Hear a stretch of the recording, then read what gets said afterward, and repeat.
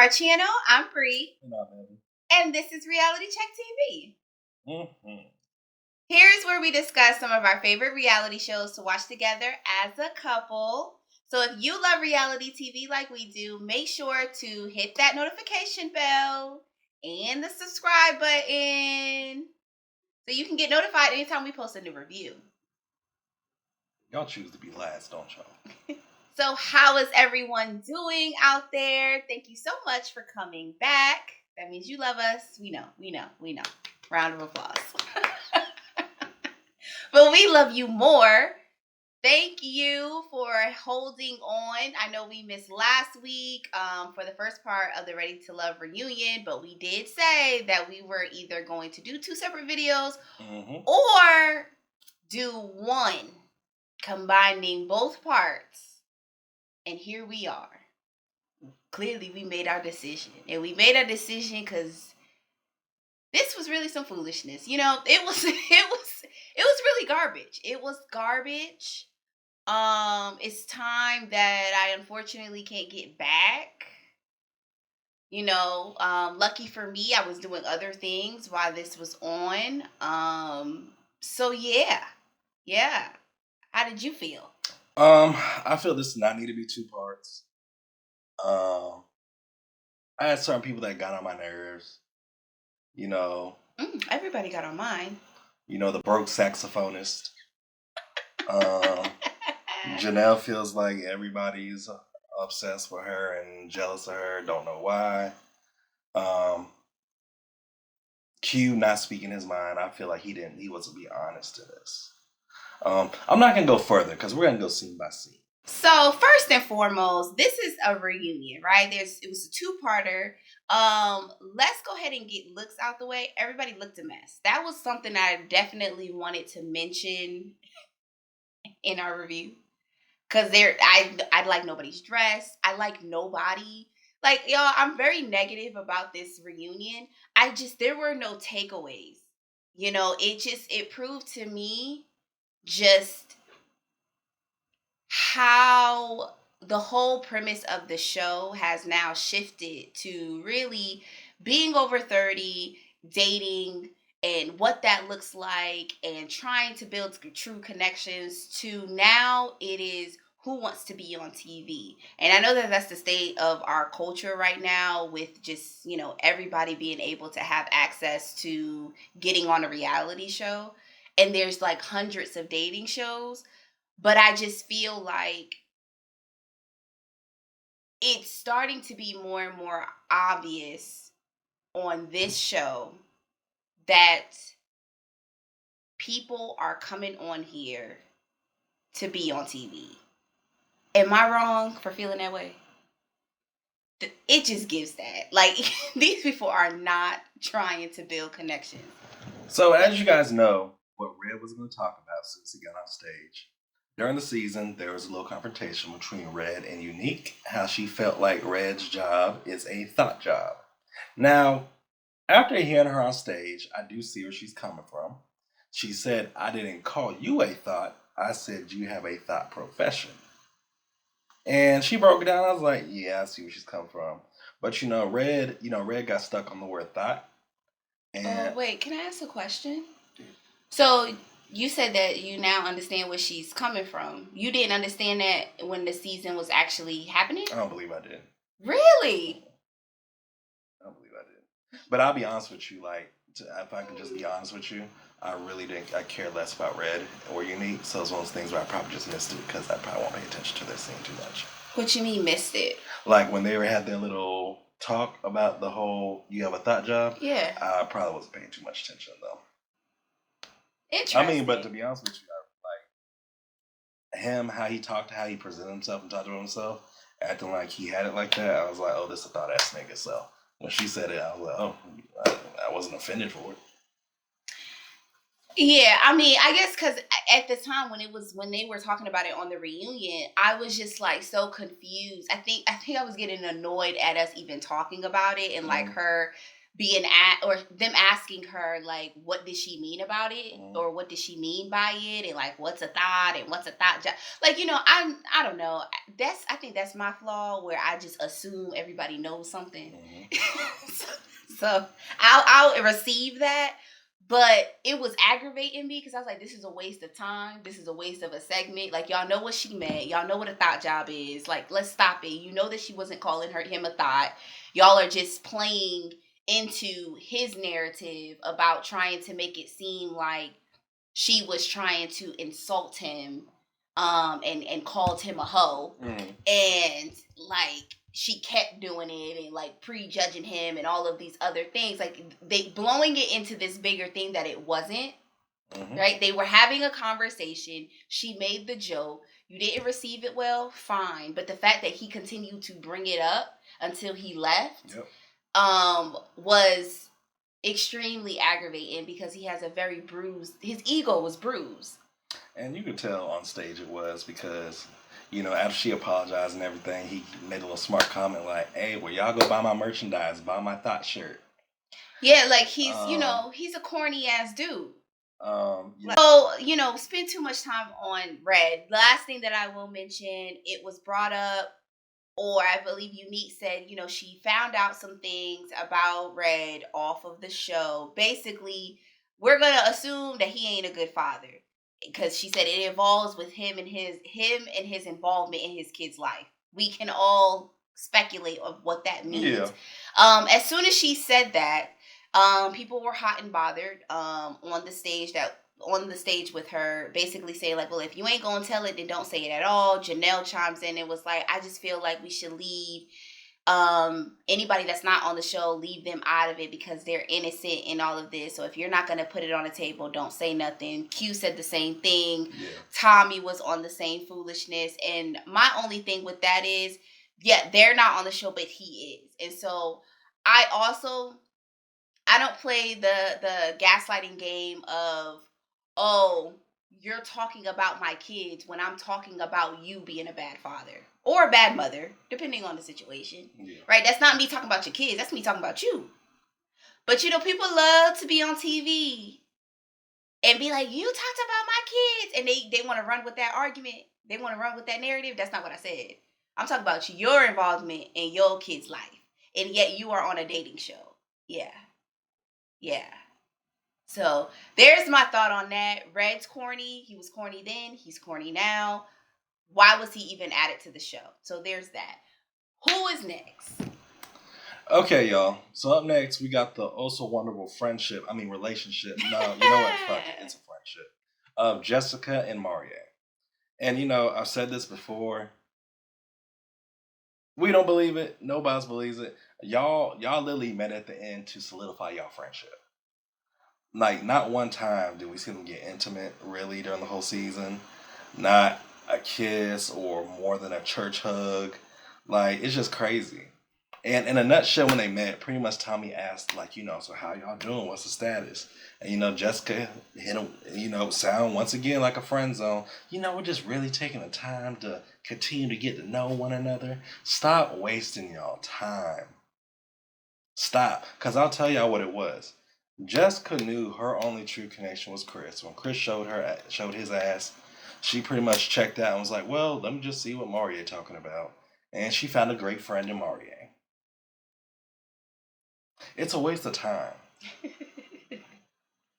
No, seriously, like that's literally a friendship. That's friend zone. Like, and I believe at the end, when they chose each other to be best pals forever, he like kissed her on her forehead, like, and it's like everybody else was like, and the thing is this, while they're talking, the funny thing is the camera's showing backstage of everybody else's faces and, making their comments. Nobody believes it's a relationship because it's not going to be one. There's no flair. There's no spark. This is literally Thelma and Louise. Like, we just buddies. So here's my thought on the Morier and Jessica thing, right? So individually, I'll say this. Morier ended up being the only person that I like on the show. Only person. Male, female, cameraman, the the lighting people, the audio people. Maury was the only person that I could stomach from this damn show, right? And Jessica, she was okay. Like I don't really have much of an issue with Jessica. Like it seems like everybody else has. But what I will say is I peeped with Jessica and why she's so separate from the rest of the women on the show is that Jessica at all does not give not one iota of a pick me, right? She's not giving that energy. If anything, I think Jessica came into this process trying to not be herself, meaning, she does have a very strong demeanor. She seems like an extremely intelligent woman. Seems like she carries herself in a particular way. She also seems like she's pretty conservative. Um, and I mean like conservative in the way that she moves, right? Um, she seems like she is trying to date and relax, but it's a task for her. And I think that she's on a journey probably in her life where she's trying to relax more. And I think this was an opportunity for her to completely get out of her comfort zone of being on a TV show and dating. And I think that that's what happened. And so that's why I feel like Jessica has moved in this process the way that she has, where at times you can see her being uptight. And at times you can see her being like, I don't really know how to give the I don't know how to flirt, right? I don't think Jessica knows how to flirt.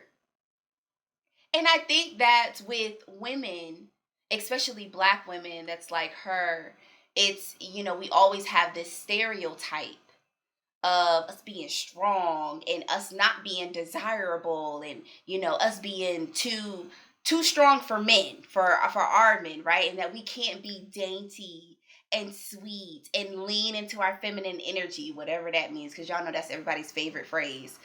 Like we can't do that. And I feel like Jessica wanted to be opposite of that. Even though some of that is who she is, right? She is a strong woman. She is a go-getter. She is a boss. And she's trying to figure out how to lean a little bit more on her softer side and her playful side. I can see that. I can see she's trying to get out of her own way. Right. And I think that was the whole, her battle, this whole process. And what you said, I think that you do have a point. I think at the beginning she did like Chris, right? So she's feeling his energy. She's like, okay, I like him, so let me try. I'm putting this effort and try to like be a little bit more flirtatious, right? So in her day-to-day, if she's not on the show, as soon as a dude is not reaching back out to her, she cutting him off. Like Jessica gives that. Like I'm gonna act like I don't care. I done moved on. But in this process, she was like, let me get out of my comfort zone. So that's why she goes to his work site with the picnic basket, because you could tell that was out of her comfort zone and that she did like him. Yeah. But then he started to show his true colors, and she tried really hard to ignore it.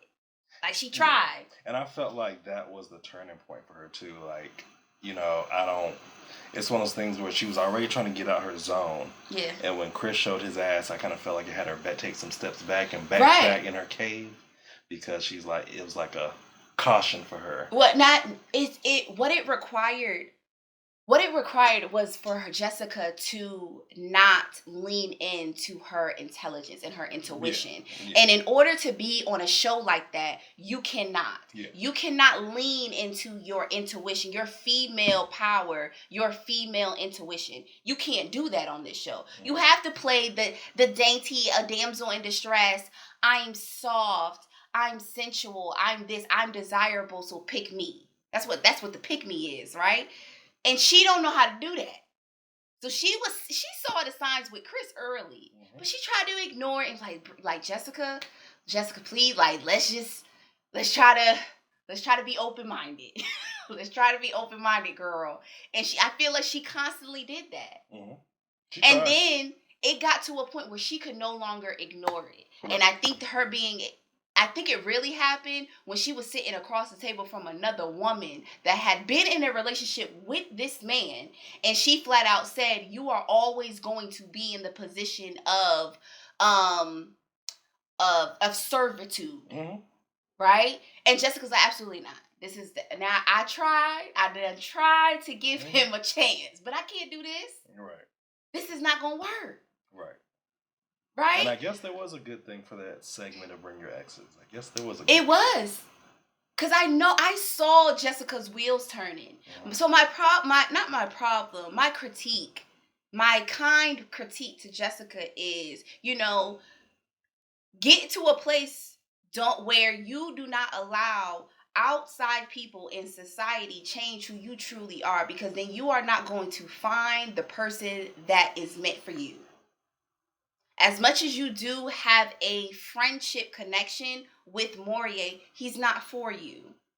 Right? And you're not being honest with yourself when you try to shrink yourself in the process, right, and try to keep certain things about you hidden. Right? Your man, the man that is for you, is going to bask in all of that. And I do believe that on Morier's side, he does. I think Jessica is 100% his type. I do. But the feeling was not reciprocated. Yeah, it was not. And that's okay.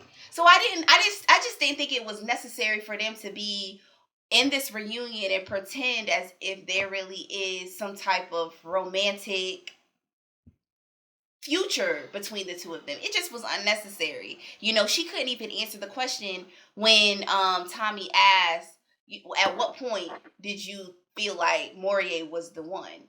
She didn't even understand that question. Because it hasn't got to that point. Right. And so they're sitting like 4 or 5 inches away from each other. She has her legs crossed and she's sitting up, and Morier just sitting there, right? Looking like a friend. It was just no chemistry. And so they may have some great conversation, but there's still no fire. I think they do. But there's still no fire. There's not the romantic connection, and that's okay, because that may not be your person. Right. So that's that on that. All right, y'all. So let's talk about our class clown, Mr. Adibi. I think Adidi or whatever. Habibi. I thought it was Habibi. It don't matter. It don't matter. As y'all know, within this season, he's ruffled some feathers, especially with Janelle and Sierra. Quick rundown with Sierra. They went out for a little date, and Sierra was talking about crawfish, and Abibi made a very foul remark about her mom, saying, what did he say? Something like, fuck your mama, or something like that. Your mama ain't shit. Your mama ain't shit. Oh, I'm sorry, y'all. Your mama ain't shit. And it's like, who says that? Number one. Number two, with Janelle, I guess there was a time they passed each other. I don't know what they're doing, but he pretty much made a comment about her chest, pretty much saying, I'll suck the whatever out of those. Whatever. You would think that he was literally just on the show trying to promote his music career, this saxophone. You said you would think, or we should think? We should think. Oh, okay. All right. He came on this show to be a clown. Yeah. Get some scenes. Right. Try to play this saxophone. Right. And somehow try to get a gig off of this or something like that. Be seen. Right. He won't check him for nobody. He was just out here trying to be a clown. Let's just be honest. On stage, Tom tried to get him to, apologize to Sierra and Janelle. That really was not happening. Abibi felt like, Bibi felt like, they were taking this too serious. Like, this is how he is. He said, this is how I joke around. It's not that deep. And, of course the women got offended. Janelle ended up walking off. I don't know why they gave him this camera time right here. Thank you. Let's just get to that point. He's here to be seen. Right. And his little pit bull next to him, Tequila, whatever. Well, she wasn't on the stage. No, I'm not saying she's on stage. Yeah, I got you though. Yeah. I got you. You. On by his side, always trying to defend him. Talking about, he's a sweet guy. Bruh. He was a clown. They allowed a clown on the show. He left early. Yeah, I put a fork in that one. Your turn. My turn. Yeah. Something's wrong. Something's not wrong. Some type of arrested development is going on. I think he drank some water that got a lot of lead. Okay. Thank you. I think he drank Thank a lot you. of lead water back Thank in his you. day. Okay, I'll take that. Uh-huh. First hallway, that's what it gives. Short bus, everything. I mean, listen, you know? And so to get him on this show to do what exactly? To Be seen. To what? As you know, people on social media for some reason blow up off the most stupidest shit. So he may have thought And somehow. we know that's what he thought. Mm-hmm. We know that's what he thought. We know what his intentions were, right? Mm-hmm. My question is, so then what is the intentions of the people that are in charge of the show? Oh, they needed that character. Right? You needed that moment. And this is my problem with Ready to Love. They needed the villain. This is my problem with because I believe the other one was it Blake? Was that the Yes, from Blake last was season. the villain. Right. You needed someone, right? You needed someone to shake the table. Yeah. And it's unfortunate because something is truly wrong with his mental. He's not fully developed as a person. He's not, as a grown man, he's not fully developed. I feel like he has the mind of a 6-year-old. The way he responds, the way he talks, his demeanor, his body language, he is like a childlike character. So to put him on a dating show with women that are accomplished, right? To date them. So my question is, I want somebody to please leak the questionnaire of how to get on Ready to Love. You know what? Matter of fact, I'm going to just do it myself. I'm going to pretend that I'm about to go get on Ready to Love because I really want to see what the process is. Because y'all can't be asking any type of questions, right? Can't be. Can't be. And for them to give him not only the 15 minutes on the show, but they gave him his 20 minutes on the couch, right? And you can't, why are we even having this segment of teaching a grown boy how to be a man, right? Like, and how to be an adult. And Janelle's not lying when she said that too. Why are we coaching him on how to be a grown man? What is happening in this moment? I have no idea. That was a waste. It's just all a waste, right? I'm not with the Habibi thing. It's fake and fraudulent. Why did we even entertain it? My biggest issue is y'all gave him his moment. Y'all gave Red his moment. But not 1 second did we talk to Herbert.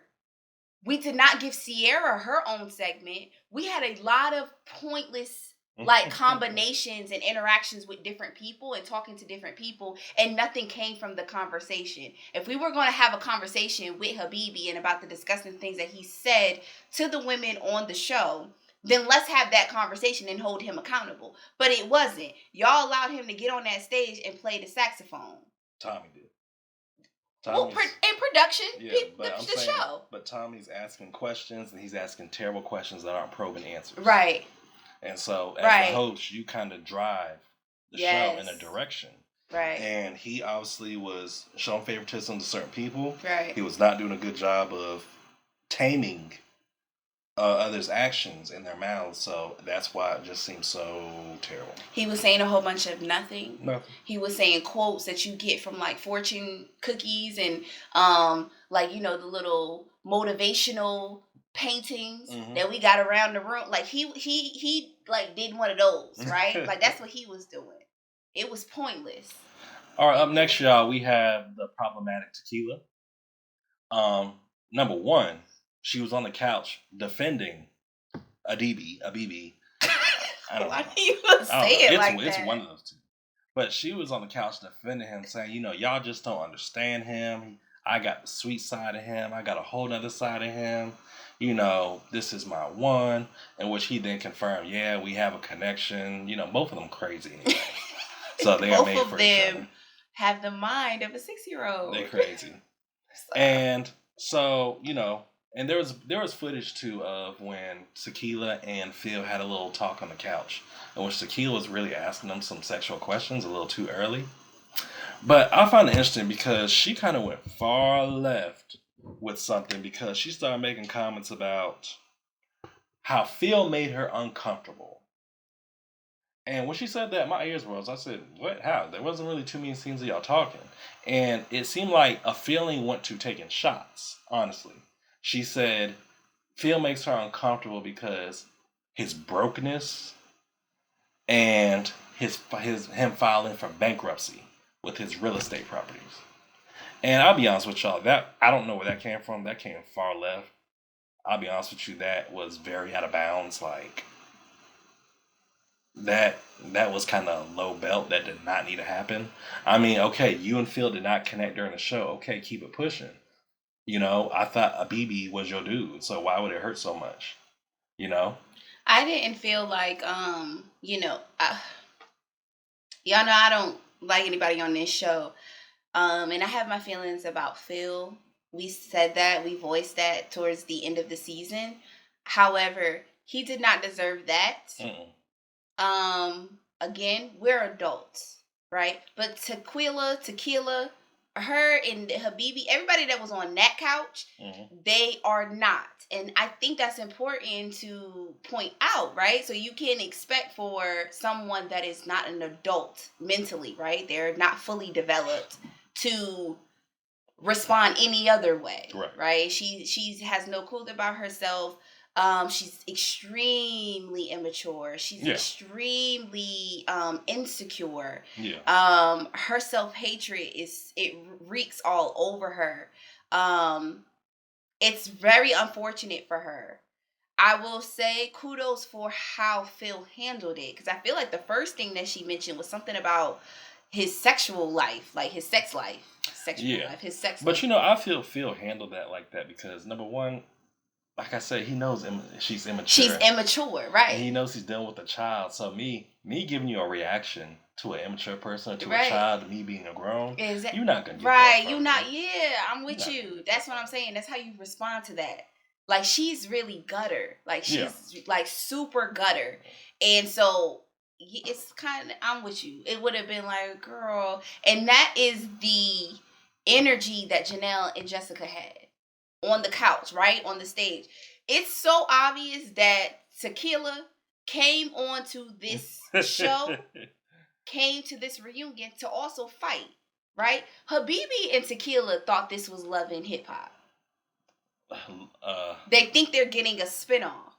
And don't nobody care about that. Right? They want to play that role.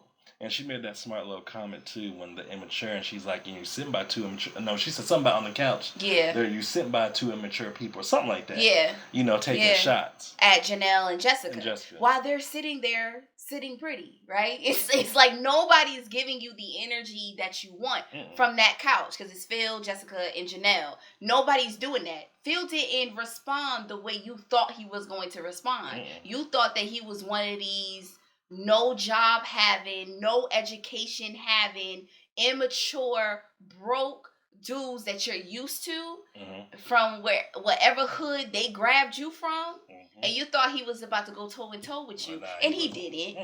He didn't. There's no point.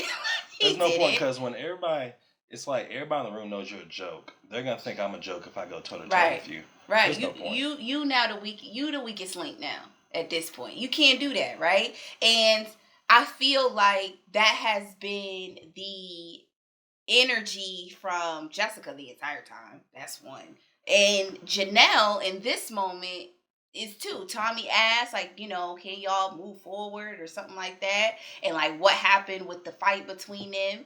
And again, you can tell that Tequila was trying so hard to get that reaction. To get a reaction out of Janelle that would force them to have another moment, right? And Janelle wasn't doing it. Right? She was just like, I don't know what the problem was. I had no idea that there was a problem. Wrong show. And what else did she say? She was like, it seemed like before we even got to the ladies' lounge that day, the energy wasn't just towards me. It was towards everybody. Like something. But I never had an issue. Right? That's not what Tequila was expecting. They then, in this scene, I guess, cut to commercial. They go backstage, and I don't know who said it. Somebody said something about feathers, because Tequila had this hideous Dreadful dress and on. how it sounded, I think it was Janelle though. Okay, but the dress was just.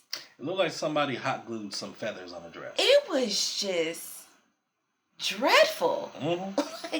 like, okay, the makeup, the lace front, dreadful. Like, I was just like, wow.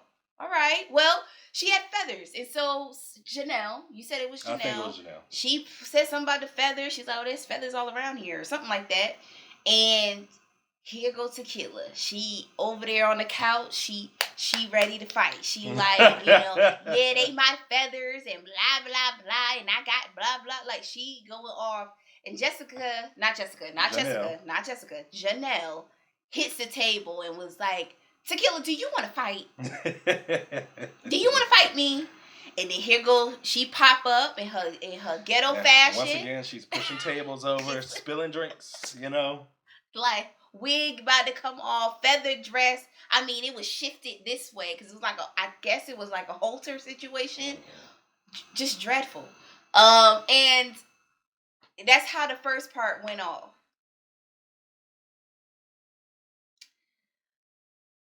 Okay, y'all. Again, I said how I felt about this chick when she was on the show for 2 seconds. She has no class. She is also another person that is stuck at the age. I'm going to give her 15. She's stuck at the age of 15. She's also a pick-me, right? She's also does anything to appease a man or to get male attention or male validation, right? The moment that she doesn't, she then will try to then belittle or attack a man. Tequila doesn't like to feel like she's inadequate, right? She doesn't like to feel like she is beneath you, right? She doesn't like that because she's easily intimidated, right? Everything is intimidating to her. Other women that look apart, or any women that, speak a certain way, any woman that holds themselves a particular way, she instantly goes into defense because she doesn't feel worthy, right? And I'm not saying that she's not worthy. What I'm saying is she don't feel worthy. She has no self-esteem. That woman has no self-esteem, and the fact that she reeks of it through my television is fascinating. I could read it off of her. The fact that she made the comment in the ladies' lounge when they got into the argument about the only reason why they checking for you, Janelle, is because you light skinned, right? For you to be in that school days, like this is a scene from School Days, colorism mentality, like you instantly went there, right? It shows that you have a lot of self-esteem issues. Not saying that colorism can't play a part. Not saying that. What I'm saying is you instantly went there without being provoked in any type of way. That was something that you instantly said. It was top of your mind. The fact that it's top of your mind, it shows and proves that you have insecurities that go beyond this show, Janelle, or any other woman involved into this process. Okay, y'all. So up next we have Kat, Q, and Janelle on the hot seat. I've told y'all my opinion about Kat. She came on to the episode as Tommy's wild card with Chris, and I truly felt like Kat had no connection at all, and I felt like it was very forced at the end, just to continue to be on the show. One of the guys that she had interest in, Q, I felt like was somebody that she shouldn't have, because at the end of the day, you started talking to Q later on when it seemed like, and everybody knew his connection with Janelle was going to continue to grow. And then the fact of, after Q, somehow Maria came up. That was just so random. Just because you guys have an interest in traveling, like, no, now he's your connection. Like, no, it doesn't work like that. But, they're on stage. Kat is talking about her issues with Janelle this season. about how disrespectful Janelle has been to her and the other women, how she verbally belittles the other women, and just how she comes off with the other women. I said pretty much Kat was on stage saying how she felt about Janelle, and Janelle, I mean, shit, she just let the cat out the bag. Like the arrogance I heard. Janelle, number one. Wait, I'm trying to think about what you about to say. Number one, she claims that all season there was an obsession with her. All the women had an obsession with her. You know, she's claimed that she's always oozed confidence. She's been in rooms and places with very well known established people where Why are you talking like that? Because Janelle, how she was saying that. And then, you know, the icing on the cake for me was she says, you know, I just can't help it that my presence challenges the mediocrity of women. And I'm like, number one, Janelle, you are mid. You are mid. You are mid. That was cute when she said it. You know, it was a cute little, a cute argument, wrong scenario, but cute. Every woman It was cute. every woman backstage had a reaction, and I understood because. Well, let's not use them as an example, because like I said, all of them, I'm gonna get to them, but sticking with Janelle, go ahead and finish. She's mid, and you know. Kat, of course, laughed about it and was like, girl, please, you need to stop, you know? But my thing with me personally with Janelle this season was I do feel like she was catty with the girls. I felt like she was disrespectful at times. Yes, I do. When it comes to Q, I mean, my thing is she locked in on her person. You know, I ain't gonna get on her for how she moves towards that, you know, by trying to take Q. You know, as me and Bree discussed earlier, Q's a grown ass man. You know, Janelle did what he allowed her to do, so we can't really be mad at her. It's that part for me. But first, I'll get into Janelle's ass real quick. I told you, Janelle she was on my red flag list. See, episode 1. Mm-hmm. I said it's something about her that I'm just like, I don't know. But she's a beautiful woman. But I couldn't pick it out, right? And as the season went on, I feel like we probably share the same feeling about Janelle. I think Janelle is extremely arrogant. And I do think that the way that she kind of comes off to people, I could imagine is rude, right? And when Kat said that she is belittling, that's not far fetched. I feel like that could definitely be a thing, especially how she communicates with other people. How you come off at times, right? All of that is true. I don't disagree. Janelle is not my favorite person. I've said that. I've made that clear the entire season. It's just unfortunate that nobody was likable for the women. That part is unfortunate, right? There's people that I don't really have a problem with. Like, I don't have a problem with Aries. She was just kind of like a non-factor to me, right? She started showing up the last few episodes, but just her energy too, to me, I just wasn't feeling when it came to picking these men. So I wasn't really too fond. You know, I didn't have a problem with Sierra. I didn't have a problem with her. Didn't have a problem.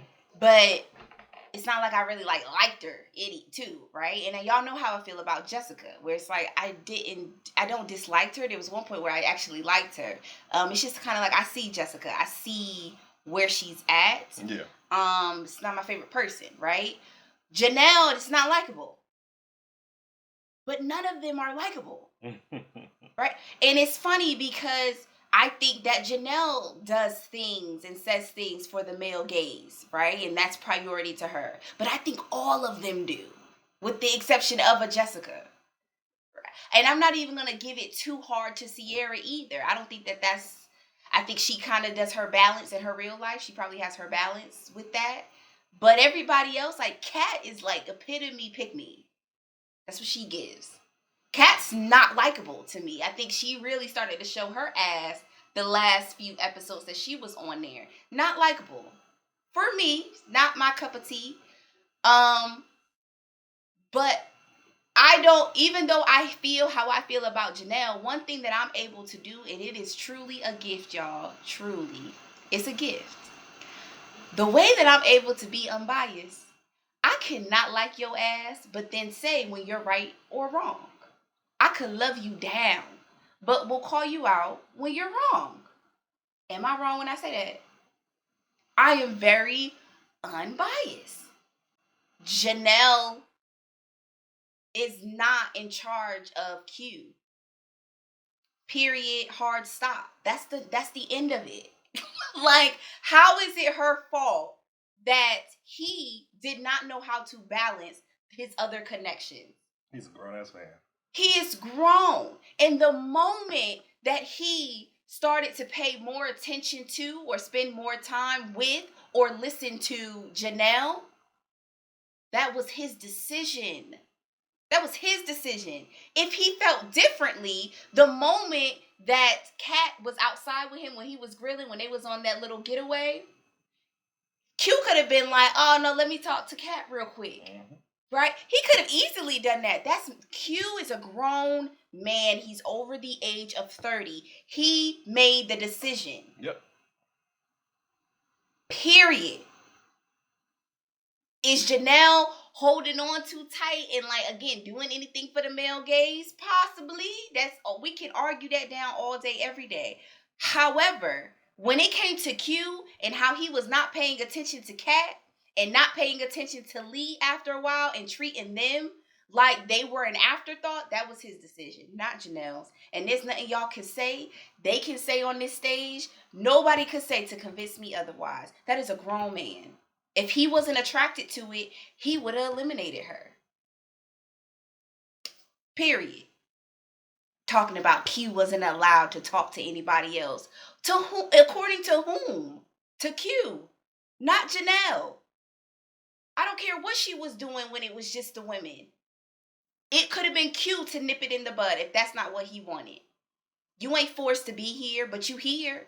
You made your decision. And he confirmed it when they was on the stage talking to Lee. He did. He doubled down on it. He really did. So what are we talking about? What are we talking about? They brought Lee out there too. So Lee, Janelle, and Q talked. And like I said, he confirmed it. Lee wanted to have a back and forth with Janelle. It was pointless. You arguing this with this woman for what? Janelle is delusional. She does think everybody jealous of her. Okay, girl. Everybody jealous of you. But she's not wrong when she said, I did not hold this man at gunpoint to choose me. That's not what happened. That was all up to Q. That's not what happened. All up to Q. So there's that. And Kat, I do think you are very mad that you were not chosen. I do think that. Yeah, I think that. I think she's bitter about that. Yeah. Because she felt there's other women she should have been chosen over. Yeah. Of course. Yeah. She's like, what? I put on my best submissive role. What? I was giving y'all all feminine energy, and you're not going to choose me? I told you I would be, I would bow down to the man, right? That he could take care of me, and yet you still not choosing me? Yeah. She was upset about it. Salty. She was upset. And Lee was upset. I think what really turned her off, I think she lost attraction in Q when she really realized he's interested in Janelle. Not because she felt like he wasn't going to choose her. I think she was turned off at the fact that he could even be attracted to Janelle. Yeah. Because she disliked Janelle so much that she didn't like the fact that somebody that she liked her. No, I can see that. That's my theory, and I'm sticking to it. I can see that. Again, but go ahead. So up next on stage, we had Chris, Jessica, and Maury. I believe somebody else was up there with Chris. I think it was Lee. I think she was right next to him. I don't know. But whatever. Yeah. But they went back and forth about the famous combative gate. Chris, at the end of the day, still trying to defend, saying he didn't say it when there's clearly cameras. There's literally cameras hearing you say she's combative, dude. Just let it go. It's over. Y'all moved on, dude. Just let it go. Let's let it go. You said I didn't say that. I didn't call her combative. Yeah, you did. Tape. Yeah, you did. And then Chris somewhat gets into it with Maria because he claims Maria said it too. And Maria's defending himself, and Chris is like, come on, man, you're so pro for your people. Why is that not coming out now? I guess he's trying to say Maria is being seasonal. Chris knows he says it. He was not trying to admit to it. He did apologize for his outburst with her when he got eliminated. But folks, let's just say this. Chris didn't want to apologize. He didn't apologize. And he didn't want to. Jessica felt different. She felt like Chris pretty much was in a hoop because she lost interest in him. Which, yeah, I can see that. Chris and his little ego. It's like, how dare you move on from me? How dare you not like me? It's one of those things where I don't understand why Chris is still in denial. Like, we literally keep showing reels of you saying this. What do you think? I think he's a man baby. I said that all season. And anybody that is trying to justify how Chris conducted himself on this show, you are also part of the problem, especially if you are a woman and don't see any issue with what happened on this show and see what he was about. He tries to say that his issue with Jessica was that she was a bully. She was antagonistic. Yeah. She was a mean girl with Janelle. I don't know what anybody's talking about of putting Janelle and Jessica in. That made no sense to me. It had to be off camera. I don't even believe that. I'm so confused about putting Jessica in the same boat with Janelle. Jessica barely said 4 words to any of these women on the show. Yeah. So I have no idea why that's a thing. I guess it's because, again, of the energy that Janelle and Jessica both share. Again, that whole independent woman type of thing. But then also the fact that they did seem like they were friendly with each other. But Jessica never said anything to Quilla. Chris accused her of that, which she never did. Jessica also made it very clear that she was not upset at the fact that he had other connections. That's not at all what happened. And then when she looked at the other women that's on the stage with her for validation, was like, y'all, didn't I say this? Y'all, didn't I say that? And it was it Lee and Kat, or was it Kira and Kat? I think it was Kira. Kira and Kat. They were sitting next to Chris.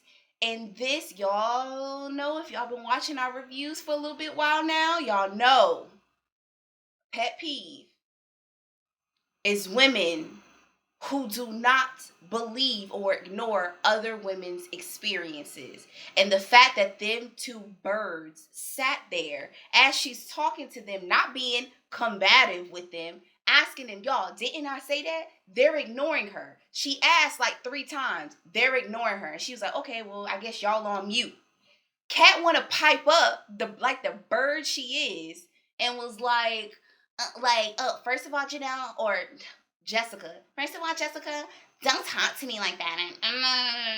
And she's like, well, I was trying to ask y'all a question and y'all not saying anything. And then she's like, well, I just don't talk to me like that. I don't like the energy or whatever she was saying. And I think Jessica said something of the ways of like, sis, that's not where I'm coming from. She said something with sis.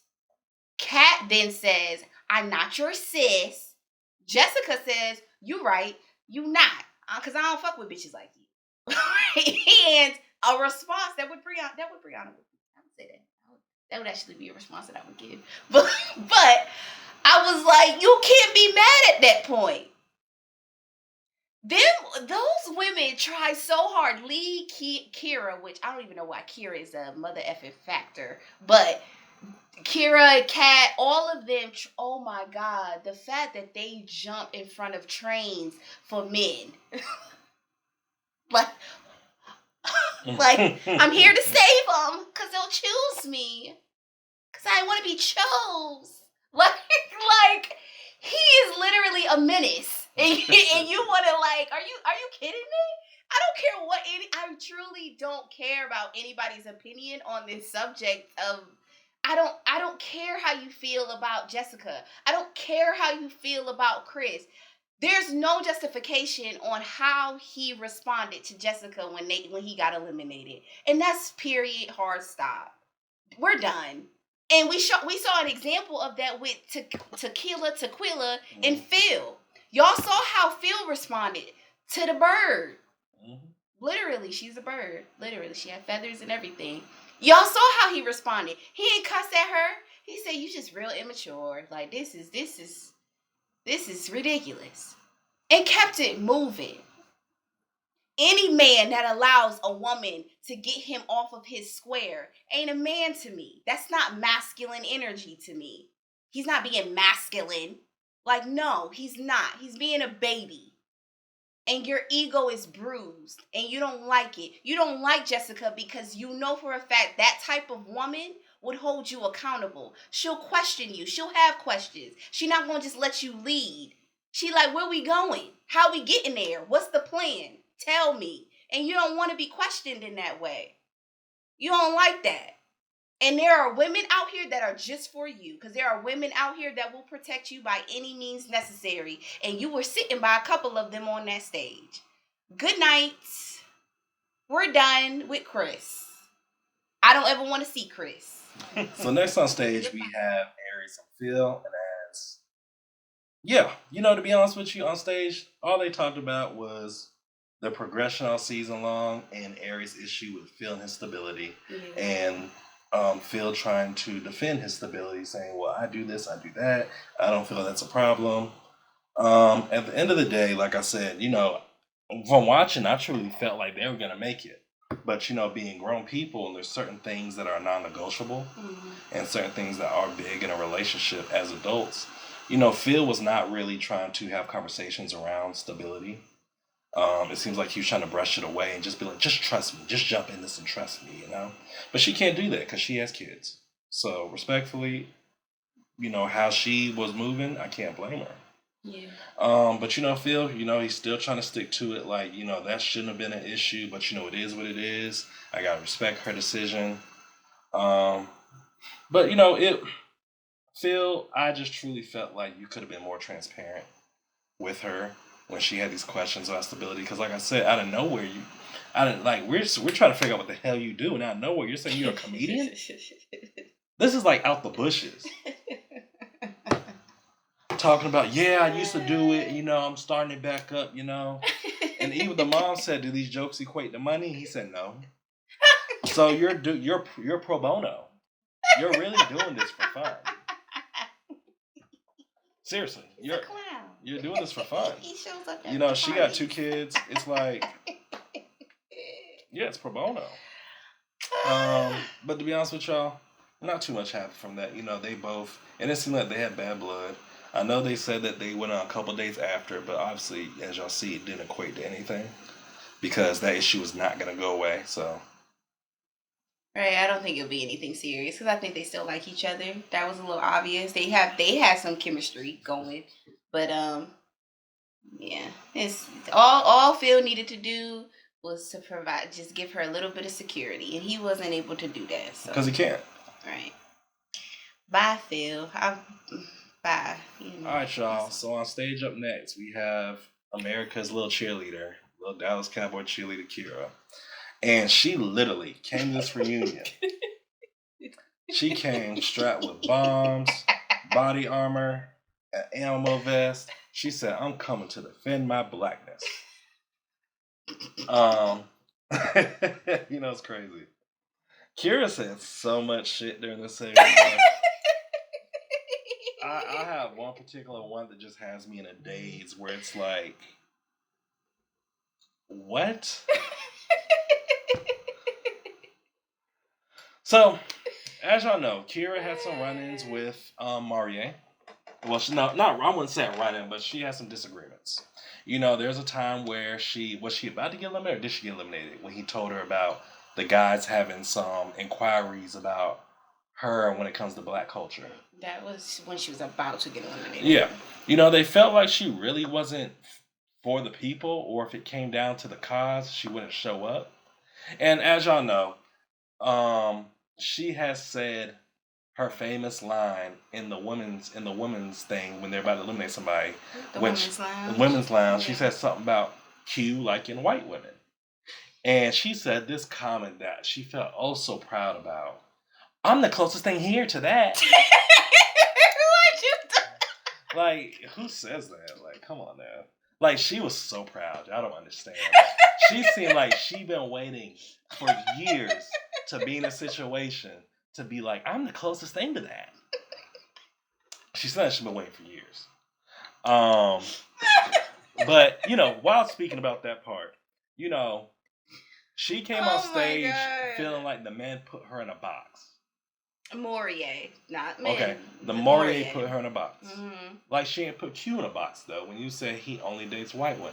Well, pause right there because I'll lose my train of thought. I first want to say when you said that they feel like she would show up for the cause and she not black and blah blah blah, right? No, right? Because there's a difference between you showing up at the front lines at the Black Lives Matter rally, right? Or you every year you the first one to throw the Juneteenth celebration in Texas, right? Mm-hmm. There's a difference between that versus you being anti-black. Yeah. There's a difference.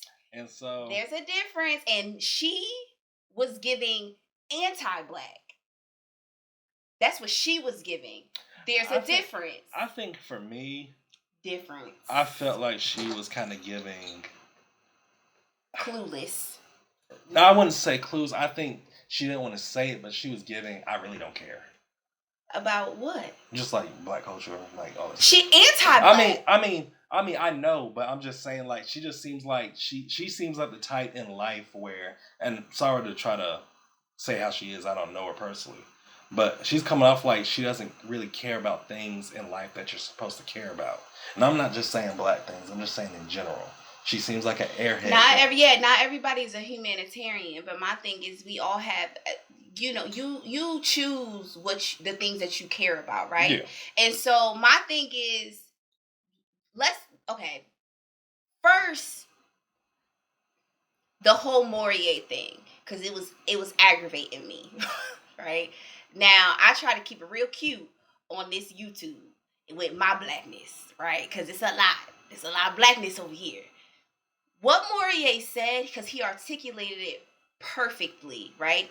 Did I think that he could have said it a little bit different when relaying the information to Kira about why he wasn't interested? Yes, he could have relayed that message differently. That's why he apologized profusely in multiple times, right? Yeah. And he was genuine about his apology. However, he cleaned it up and said, it's less about me trying to put Kira in a box, right? I'm not trying to say she ain't black enough. What I'm saying is I may be too black, right? And let me break it down for you. He said, I'm in a conscious sector, being conscious about my blackness. That's a very small pool within our black community. And y'all know this. Very small. Not everybody can sit here and talk about, they blackity black. All of it. Because I 100% agree and understand being black is not a monolith. We come in all different shades, beauty. We all have different interests. It's not this is a black thing. Like, all of us are different, and that's what I love about us. But there is a pool within that pool of people where that is their everyday life. Their life work is about the advancement of black people and black culture. There's only a small sector of that. And it's not for everybody that is black. It's not. So he's saying to her, like, listen, the work that I do, he said that he does a lot of community work. I also saw him say something on social media, just some of the organizations that he's involved in. Like, this is what he does for real, right? I'm this small population of conscious black folks. It might not be for her, especially for a woman that's walking around talking about she ain't got no black friends. That she got way more white friends than she do black friends. that she don't really like being like in all black spaces because that's what was said off camera. She don't like being in all black spaces. Yeah. So of course I might not be the person for you. Yeah. Same thing for me. I told y'all when it comes to my my deal breakers with dating, I make it very clear. I'm like, I'm a little bit different. My beliefs are a little bit different when it comes to my blackness. And so if you one of those people that's like all of my friends, majority of my friends are white people or you know other people, and I don't really do black people like that. I don't really do black culture like that. Like that's not really my thing. I don't really care about political issues and all of this other stuff. Me and you just not gonna gel. And that's okay. That ain't got nothing to do with you. I'm not saying you less than. I'm just saying you not for me, and I might not be for you. Because I might be a lot. I don't think anything's wrong with that. And for every black person on that stage to pretend like they didn't know what he was talking about was infuriating me. No, you might not have the same beliefs as me, and you might be your interests might be different from mine, and we both black people, but me and you both know we exist. Me and you both know that people like me and you exist. Right? I know that black women and men like Kira exist, and I know that there's space for them. I'm not gatekeeping anything. I love people that have doesn't have this very narrow-minded view of what blackness looks like and listens to rock and roll and, you know, 90s pop and like, you know, different types of music, loves classical music, loves playing instruments, loves doing other things that people say are not black things. But we know that that's not the case. I understand we all can agree on that. But for you to then try to make it seem like he is saying something bad to you when you sat there and said that another man on the show he's the type of man that would date a white woman or only dates white women. To me, I'm feeling like you're putting him in the box. There's a prejudgment going on there, which is fine. She's not lying when she says we all prejudge. But then don't be crying because you saying like, oh, well, this has something to do with my character. And I can understand that. But that's not what was said to you. He didn't put you down. That's not where that wasn't his intention. To say that you're less than or you're not black enough. That's not what he was saying. He said we might not have the same interests. So that's the part I didn't like. I could understand even with the Q thing. Y'all know I was riding with that because and when she said he the type of man, he comes off as the type of man that only dates white women. We know what that means, and I hate the fact that everybody act like they don't know what that means. We know what that means, and we know what that look like. So when she said it, I'm gonna be honest with y'all. I did believe her because I was like, if anybody would know, she would know because she's adjacent to clear people. She is. She would know. She said majority of her friends are white. So she would be able to pick it out. So I'm like, oh, really? Like, what is it about him that's giving that? Because at this point, we didn't know Q that much. Right, we didn't know anything. So I was like, oh, okay. All right, well, what is it? What is he giving? But then on the show, she said it's because he's from Florida. Now, y'all, like, I got my issues with Florida. But she needed to be a little bit more specific with that. She watched too many movies. Too many shows. She needed to be more specific. And I understand where she was coming from. She was like, Florida has a high population of Latinx women, of women that are something else, right? Yep. And so I get what she was saying. It was just kind of like, girl, that shouldn't have been what you said and why you felt like he only dates white women. That just shouldn't have been it. Do I still to this day think that she's wrong about that? I don't know. I still don't know Q like that. I know him and Janelle ain't together today. When they was taping this reunion, they were together because that's how we ended the show. Getting the little update with them, right? They said that they, you know, it was a little difficult. We had our challenges or whatever, but they were saying that they were still dating. But I know present day, No. They not dating no more. So I still don't know Q like that. But I did not like this segment. This is a black show. We should have been able to have this conversation in a more intelligent way. And Tommy gonna end it with like, none of this matters anyways, you know, because this show is about love. Nigga, what? That made me so mad. Like, what are you talking about? You thought you ate with that. Like, that was a moment, like a drop the mic moment. It wasn't. You said nothing. This show is about love. You brought nothing to this conversation as a black man. This could have been something. They could have really had a moment here, but you just, it was ruined. Y'all, as I stated in the beginning, this is not going to be 2 episodes worth of a reunion. I truthfully feel like Tommy did not ask the right questions that we would like to have had asked. He was not probing answers we would like. I don't know. He seemed like he was half-assing. I don't know, Tommy. What's going on in your life? Just seemed a little off. But I'll be honest with y'all. This season, clannery. I'm just glad we didn't say at the beginning we liked people. Oh, but of course we've said before, like, can we get some actual authentic places for this show to take place at? Yeah, there's more states than Texas, yes, Florida, please California, stop going there. New York. They've never been to Cali. I'm just saying, shows. It's like, yeah, but I'm so places tired. more than New York. We have other cities where there's black people dating. Can we get to some more authentic cities? Cause the Florida and Texas thing, can we please stop? They already like on our news. Can we please stop giving them airtime? Tell me that. I'm so tired of Florida and Texas stuff. Like, stop it. Y'all need to go to like St. Louis.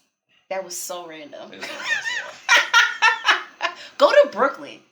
Go to Harlem. We said outside of New York. I think Harlem would be cute though for this show. Outside of New York. Like, that would be cute. I'm talking about maybe some random stuff. Maybe Charleston, South Carolina. Ew. I'm just saying, cities that aren't cities that aren't just like. I said St. Louis. I don't know shit about St. Louis, but they should do something. Or go to Kansas City. I don't know. Go to pick something. But y'all, me personally, this season was not giving. Oh, Jersey. Go to New Jersey. Okay. This season was not giving. Hopefully next season we have a more intentional cast. It's not happening. I'll put it like that. It's over. I'll put it like that. It's not. They've already given them a spinoff show, so these people gonna come on this show thinking they're gonna get a spinoff. We're done. It's over. It can't be authentic anymore. So what last words do you have for our viewers on this season? Nothing. It sucked. if y'all are gonna come back, bare minimum, at least get somebody else to host. Tommy, I'm sorry, but it's gonna be a no for me. Y'all need to switch it up, please. Please. And go to another city. Stop going to Florida and Texas. Well, y'all, we want to thank y'all for coming on this ride with us all season. Yes, this is it. Definitely. This was the last episode. We want to thank y'all. How many shows have we completed so far? Is this number 2 or 3? We've done I think Put a Ring on It and Martha's Vineyard. So this will be 3. Okay. So this will be 3. Okay. But we appreciate y'all on this ride with us for this season. Hopefully, like I said, next season we have a better cast, better city, actually people that are intentional,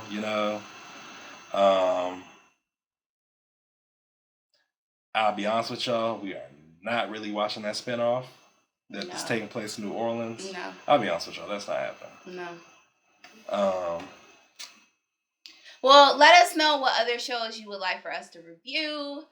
Y'all know we're not big fans of dating shows, but we're watching Love is Blind. Foolishness. Married at First Sight. We're watching Married at First Sight. Foolishness. So, if you are interested, just let us know. We'll only do it if asked. And once again, we do review Huntsville as well, that y'all see pop up on your computers or phone. So Huntsville is back. y'all can tune into that. And if for some of y'all that don't watch Huntsville, go ahead and give it a try. Or at least watch our reviews. Yeah. But we appreciate y'all for joining us on another episode of Reality Check TV. Yes. Please continue to like, subscribe, share with your friends, family, everybody. We got a lot in store. We got some new segments coming out. We got y'all. We will entertain. You want to say any final words? Nope. Okay, well, it's fall time, y'all. Y'all cover up. Put some sleeves on. Put your mask on. Put y'all mask on. Hit up some homecomings. Be around the family. Yes. Everything. And it's my birthday month. Let's not forget. Oh, gosh. But y'all have a great one. We appreciate y'all. We love y'all. Send them all. Bye.